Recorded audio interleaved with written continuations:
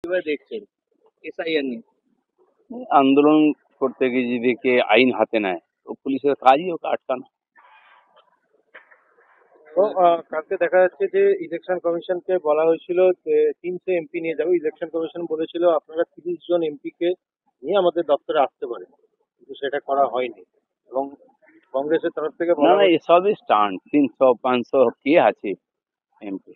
আর যেখানে গন্ডগোল, যেটাকে নিয়ে কমপ্লেন বিহারে এফআইআর নিয়ে, তো সেখানে দেখে বিরোধিতা করেন সমস্ত পার্টি।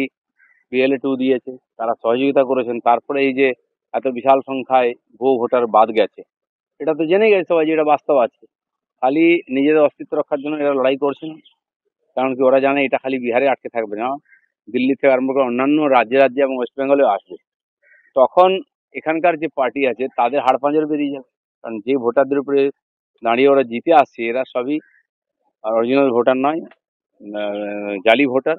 আর এরা বাদ হয়ে গেলে এই সমস্ত যত আঞ্চলিক বিরোধী পার্টি যারা দিন রাজ করেছে সব শেষ হয়ে যাবে। সোনামুখীতে গুলি করলো তৃণমূল বুথ সভাপতিকে, কিভাবে দেখছেন? সারা পশ্চিমবাংলায় তো টিএমসির মধ্যেই গন্ডগোলটা চলছে এখন। কারণ সমাজ বিরোধীরা এখন পার্টির নেতা হয়ে গেছে, পঞ্চায়েত এমএলএ এমপি হয়ে গেছে, তো ঝগড়া তো ওখানে হবেই। হুমায়ুন কবিরের বিশাল মন্তব্য, তা নিয়ে অভিষেক বন্দ্যোপাধ্যায়ের ঘোষণা এবং পাশাপাশি দলের নেতাদের একটু সংযম থাকার জন্য। এটা এখন টিএমসির ফ্যাশন হয়ে গেছে, কেউ না কেউ উল্টা পাল্টা বলবে, তারপর কোন নেতা আবার কিছু বলবে। এটাই চলছে, এটাই এখন পলিটিক্স হচ্ছে। দীঘার মতো তৈরি হবে দুর্গাঙ্গন, বললেন ফিরাদ হাকিম, অরূপ বিশ্বাস। ভালোই তো, ডেভেলপমেন্টের সব কাজ হয়ে গেছে, খালি এই কটা বাকি আছে।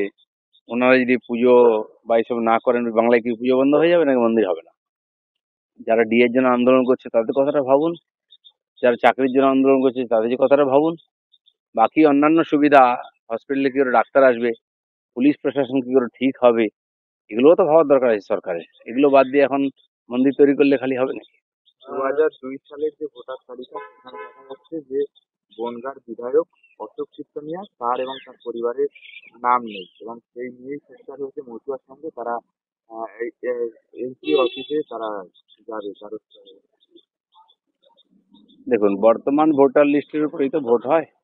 আর যারা ভোটার হননি বা হবেন, এছাড়া সিএ যে হয়েছে, সংশোধনী আইন হয়েছে দেশের, তার মধ্যেও তারা সুযোগ পাবেন। তারা ওখানে ফর্ম ফিল আপ করে নিজের নাগরিকত্বও পাবেন।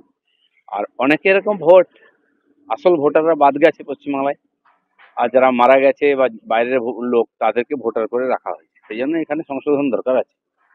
টার্গেট 2026, মাটি শক্ত করতে উত্তর দিনাজপুর এবং বহরমপুরে সাংগঠনিক জেলা নেতৃত্বদের নিয়ে বৈঠক করেন অভিষেক বন্দ্যোপাধ্যায়। ইলেকশন আসছে, এখন সংগঠন আছে কিনা খুঁজে দেখছেন ওনারা গিয়ে।